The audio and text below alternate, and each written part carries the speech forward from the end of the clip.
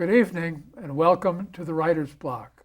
I'm your host, John Ronan, and as you know now, because we are in our 30th season, I interview writers about their craft, what they're working on, what they've accomplished, what they're planning for the future.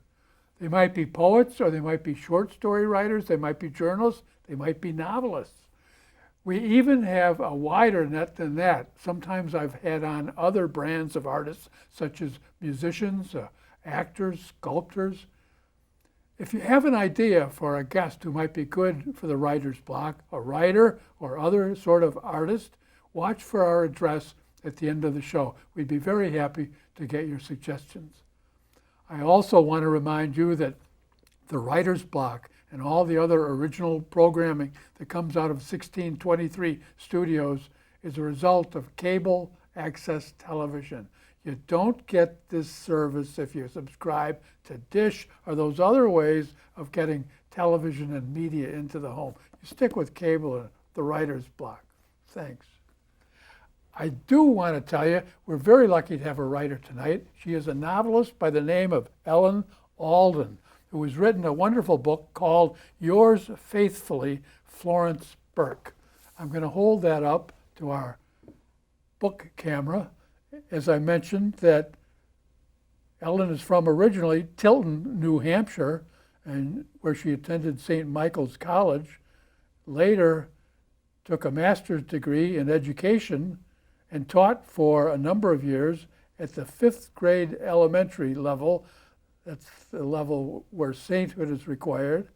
And she and her husband and family now live in Manchester, right on Cape Ann. Ellen, thanks very much for being on the Writer's Block. Thank you for having me. I'm interested, because my background is pretty Irish too, about the background for this book. Before even the background of the book, the background on writing. Why did you decide to write? Why are you not an artist or a pianist, or why is your form Because I can't writing? do any of those.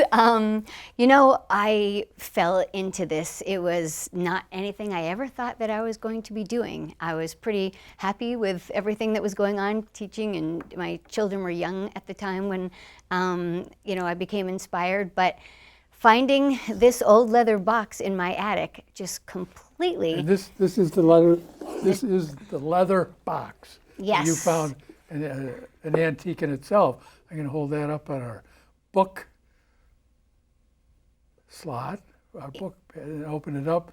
And this contained 19 stacked letters from the American Civil War, from my great-great-grandfather writing to his wife and 3 children back home in West Springfield, Mass. And the way I found it was pretty interesting story. My daughter, who was in about 2nd or 3rd grade, came home from school and said, I have a project tomorrow due, and it's on a family tree, so I need a photo of you from when you were a baby. And I was thinking, oh, geez, I don't think I have a photo of myself. That's something your parents usually have. Yeah. And my parents had just moved out of New England all the way to Hawaii. So I called my mother and said, by chance, do you have anything that you could send me over, a baby picture of me? And she said, no, I don't, but you're in luck. When we moved, we left all kinds of boxes in your attic. We left them, we didn't have enough room to travel with them, so we left them in your attic, and the albums happened to be up in your attic. Well, I thought, well, there we go. So I went upstairs to my attic, and I was rummaging through looking for the albums, which I found. And then I came across this old, it was dusty, and I didn't know what, I've never seen this cute little box before. And that's when I took it downstairs, opened it up, and to my surprise, saw all these letters, saw tintype photos of who I didn't know was my great-great-grandparents. So I called my parents up again and said, who are these people that, I found these letters back and forth from Florence Burke, who is a man. I was confused by that, but that's revealed. This is not a spoiler. Right. That's revealed in the first page or second page. Right, and I guess it's a popular name in Cork. So Florence Burke, who was named after his mother. I guess a lot of times the Irish would name their first son after their mother. Is that right? I didn't know that. That's the thing. Yep. So then, he was writing back to his wife Ellen, who happens to be, I think that's why another reason when I saw the letters and they were signed, from Ellen, I'm like, oh, who's Ellen? I'm Ellen, and so it just took a real interest. And I read through all 19 letters, and they were so emotional, and his writing was superb, and I just had to know what was going to happen with these people. And once I found out, right, there he is. I want to show, there are a couple of the pictures that you found. Found him in the box. In the book, and on the right side, our viewer's right side, this is Florence right here on. That's Florence Burke when he went to war, and he was 35 years of age. On the left side, though, which is even more incredible, is Florence Burke when he came over from the potato famine in 1848, when he came from Ireland on the ship. Which of the three is he? He is the one in the middle, standing up. And so you can see how thin they are. They're, dressed with the only clothes that they had, actually. And so that's 1848, in the midst of a famine. So he was escaping and coming to New York. That was in New York and Ellis, Staten Island. And then 16 years later, he signed up for the Civil War. So in a way, these letters found you, or your career as a novelist found you by inspiring me. By luck. Yeah, complete luck. And, like I said, I never thought I would write a story, especially historical fiction, because I know how, difficult and also how, accurate you have to be. And I didn't have the full story. I only had the letters. So I had the story from 1864 on, but I didn't know what his background was, and that he had even come because of the potato famine. Or my parents just said he's from County Cork, which is huge. I found that out once I got there. So I found these in about April or May. By June, we had booked a trip with telling my whole family, oh, we're going on a little family vacation.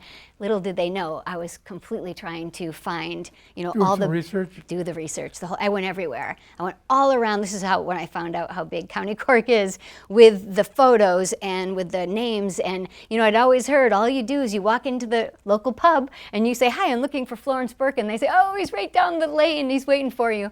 Well, and that didn't happen at all. I was in the wrong area. It was, like I said, it was really big. I wasn't in West Cork, where they're actually from. I was in the whole eastern section, and you can only cover so much in a week. Right.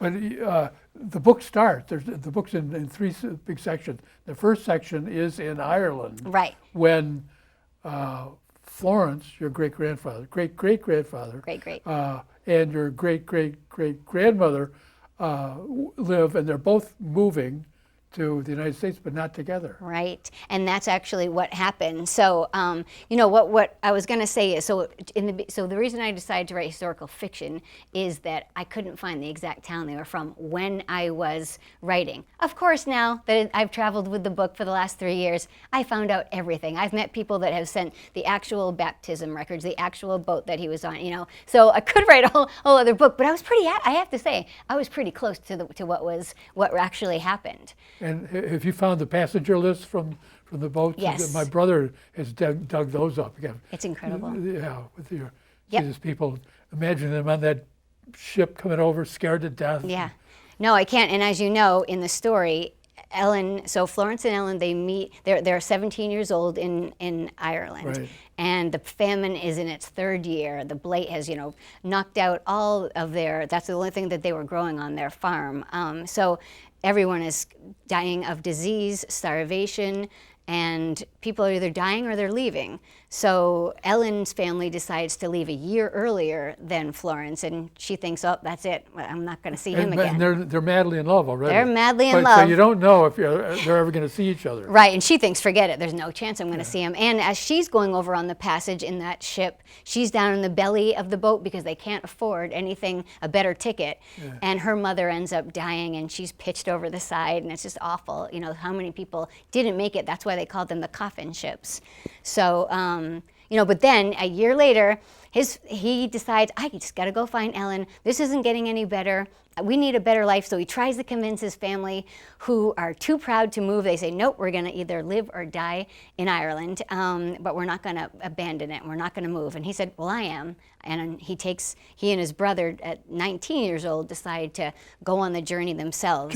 John, yep. His brother's John. So Florence and John they come up with a crafty way to find some money for actually a top first class ticket, which is pretty incredible and maybe not quite moral. But then they get over there and they end up in New York City first. Yes.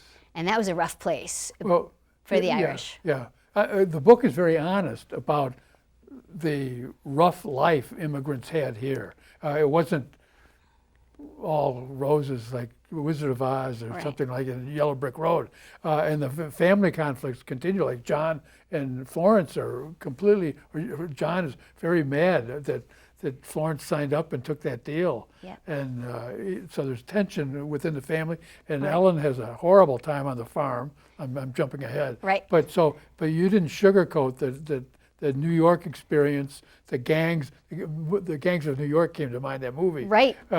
A few years later, that would be the time. It was very, very tough. Yeah, it was really tough. I mean, they just came, this is what I couldn't, when I really felt for my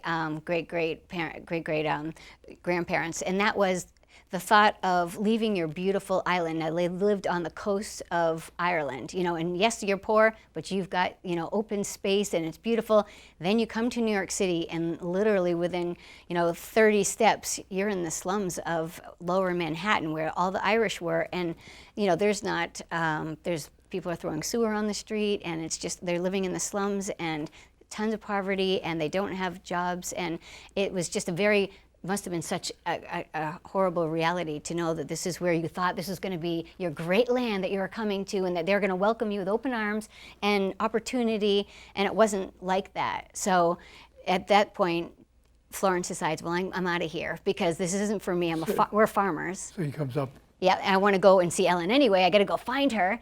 And John says, you know what? I've always been interested in politics. I'm actually going to stay. And he turns out, being a little crooked and ending up working for Tammany Hall. So that's going to be a whole other book, by the way. The Irish solution to being poor in New York was to take over the city and run it.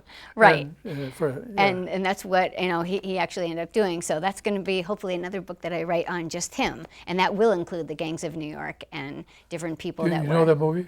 Yes. It's a tough movie. It is. And that was a tough time. And he was right there at that time. Yeah. So, and, the whole saving the girl in distress, he saves the girl from the brothel. So, won't get into that, though. No, anyway, no spoilers. Florence ends up going to find Ellen, and he does, and he proposes. And, then, flash forward a few more years, the war breaks out in 1861. And he's thinking, what should I do? I'm still a tenant farmer just like I was in Ireland. Nothing's really improved for me. And he makes this furtive deal. Explain for people who might not be up on the Civil War what that deal is and how you could pay money. Yeah, like in 1863, they needed more. Abraham Lincoln needed more recruits, and they just weren't having enough people that were signing up because the casualties were so high. So he made a law saying that if you had the money, you could pay somebody to take your place, and in exchange for for $300. And so Florence, without telling his family, until the day he leaves, makes this deal with a wealthy banker in the town, and he trades. He says, if you get conscripted, then I will take your place and I'll go to war in place of you for $300, but not just $300, it's $300 and an opportunity to buy your land, which is the American dream. And he thought that was gonna, get his family out of poverty. He has now Ellen, and now he has 3 children, 2 sons and a baby. So he thinks this is the way that he's gonna get to prosperity, a little bit of respect in the neighborhood because he's Irish, right. Irish going. And $300 could buy a piece farm of land at that time. Yep. And much of the book, I don't want to be careful what I say, so no spoiler. Much of the book is about the struggle to get and keep that farm. Yes. The deed isn't in No, the mail. and that really was the truth. I actually have the original deed too. It was so Oh, cool. you do? Yep, went back to West Springfield, and I found, the deed that he traded, for that $300 to get that plot of land. And but unfortunately, yeah, they didn't have a lawyer at the time, so he went to war without it actually signed, not even knowing where the boundary line. And he got a terrible house for his wife, this old shack that she got to live in with the 3 kids. But they do get help from their friend Matthew. Yes, Matthew. He's a former lawyer, but he did help them, and that's true too. That all the It people probably that wouldn't have happened without him, because Right. he stays on Parsons and. Yes, I mentioned all the people in the book, and they were all the real original names. So, it's everybody who he mentioned in his letters, in the 19 letters, because everything from 1864 to the end of the book is. The whole 6 months that he was in war is all actual letters. Like, those are the original letters. Yeah. So And he was only in for, say that again, how long was he in? he was in from January to June. And we won't say How he got anything out? else. We won't say anything else. Right. Because It just was very difficult because he left Ellen with the 3 children on January 1st, which is in the middle of winter. And as we all know, West Springfield is in the snow belt, so it just got pelted that winter. And she's trying to keep the children alive. She's trying to get the farm ready herself with some help from her neighbors. If it wasn't the help for, like you said, Matthew Rooney and her wonderful neighbors, she wouldn't have ever, been able to do it. But she's a strong woman, and she's, putting the baby on her back and plowing the field. And Yeah, she plows herself. and then they had people that were robbing, there was somebody who robbed them of their hay. And kills chickens. killed their chick. It was a lot going on. Yeah. And then there was even rumors of her infidelity, which she certainly wouldn't really have had time for any of that. Yeah. But this was all what was going back She and was forth. going to Boston on weekends. Right, and he was wondering, why aren't you writing to me every week? Did you notice that he was? But of course, when she stays in one spot because she's in a house, and so his letters go right there. He is moving all over the Well, place. the kids mentioned a couple times, and you mentioned in your text that the kids are aware that Daddy's not getting our letters, Right. or at least he's not getting them regularly, Right. and they want to know what's going on. Right, but I think that he would realize that, gosh, when you're a soldier, you're constantly on the march, and they went on long marches, like 25 miles. They would go from one place to another in Virginia. That's where he was. When I read Civil War history, you're surrounded by the generals and their intelligence staff and all that, and you think, well, that's my world. Right. But if I were back there, I'd be digging a ditch. Right. And it's unbelievable to think about the suffering that went on. Oh, it is, and he tried to make his letters so that, because he knew his children were going to read them too, and they were only 10 and 12, the boys. So he made sure that he said the positive things, that he had taken on the cooking, and that he was trying to keep all the boys. He's one of the oldest people there. He's 35, and all these some kids were close to his age, especially on the other side, and that's what he had the most difficulty with during this war time that he spent. Was sometimes they were only 100 yards from the entrenchment of their enemy, of the rebels, and it just really hurt him to know that he had to wake up and kill some of these people that were, some of the boys that were close to his son's ages at home. I know this is towards the end of the war, and the legal age for being in combat for the South was expanding. It was getting younger on the young side 12 and or older. I think it could be 45 and still be drafted, or 50 towards the end. Right. They just needed people. Yeah. To And he was Florence went to directly south. He was fighting in the Eastern Theater. Right. He wasn't out in Tennessee. No. He was in Virginia in the Cold Harbor, and he ended up in Petersburg also. But another thing about him joining is when he joined, Grant was not in charge, but Grant became in charge in March, and so he thought that the war was he had read in the paper that, everything's just winding down, the rebels are running out of, so he really, really thought that by going to war, that this was going to be a gamble that would pay off, that he'd be able to come back and they were going to live the rest of their life on their new farm. He really thought that he was going to catch just the very tail end of the war. But unfortunately, that wasn't the case. Abraham Lincoln did put Grant in charge in March of that year, and he only escalated things. They wanted to drive this out and win it, and then it was a full year, and then they actually, of course, did defeat the South. But he came in one of the worst times because everything was elevating and escalating. Escalating. Yeah. How long? When did you discover the letters? The date, and when did the book come out? So I discovered them 3 years prior, and it took me a year to research, and that's in Ireland, and that's in Virginia, and that's in Massachusetts, and then a year to write, and then a year to rewrite with a New York City editor.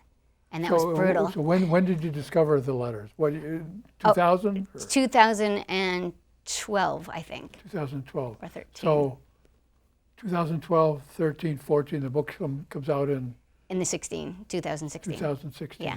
So it took a long time. So it's a long time. Yeah. And you had a family and you were teaching. Right. So, and plus, don't forget, I didn't think this was going anywhere. I just thought it was going to be written for my family. I thought it was going to be written for, I wanted my grandparents to read it. I wanted my children to read it so that they could know the sacrifices of their first generation Irish immigrants. Yeah. And so they could appreciate, what was going on. And I knew that they wouldn't want to read a timeline or something nonfiction. Just a little item. Right. Item. So instead, I made them characters in the book, and and I brought it to life. I brought the letters to life through the historical fiction work, and it's just been really surprising how well it's done over in Ireland. Right now, there's an exhibition, a famine exhibition, and Florence Burke this is in Dublin, is featured.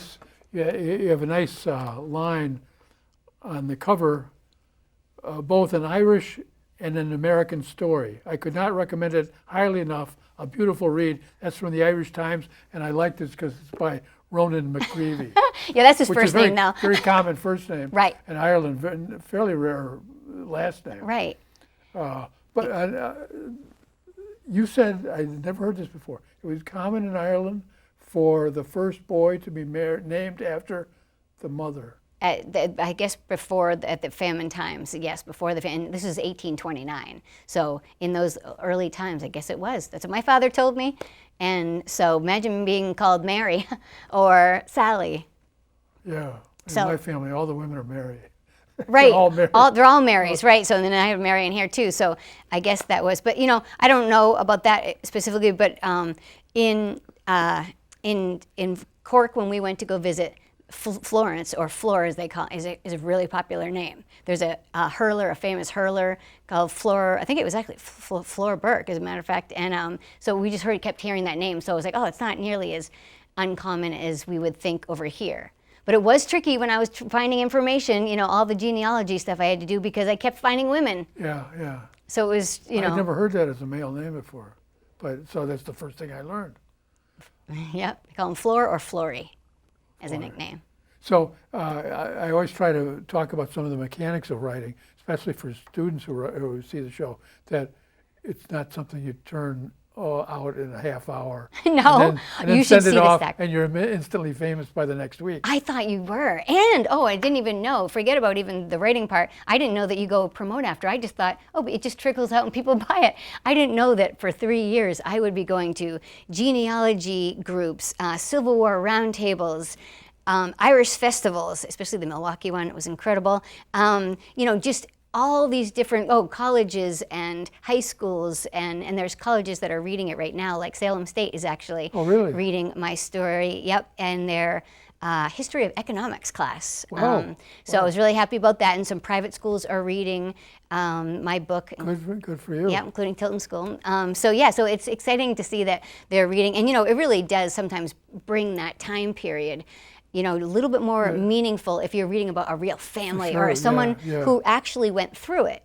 Because, when you read a book about somebody who was there and you see it through their eyes, wow, that really, and the letters. Oh, and then the great thing is at Boston College, you can now, they're archived because I've donated the letters to Boston College so that they will, because after traveling with them for 3 years, I looked at them, and even though I had them in acid-free paper, just going through the airport security, they just weren't looking like they were, and some were, they're old, obviously, over 160 years old. So I know in a lot of libraries, if you look at that stuff, you have to wear gloves if you're allowed to touch them at all. Right. At Boston College, you have to wear the gloves, and there's a security guy that stands right next to you too. Yeah. But they're at the Burns Library, and you can go there, and a whole class can go and visit them, and it's pretty cool that I know they'll be archived forever.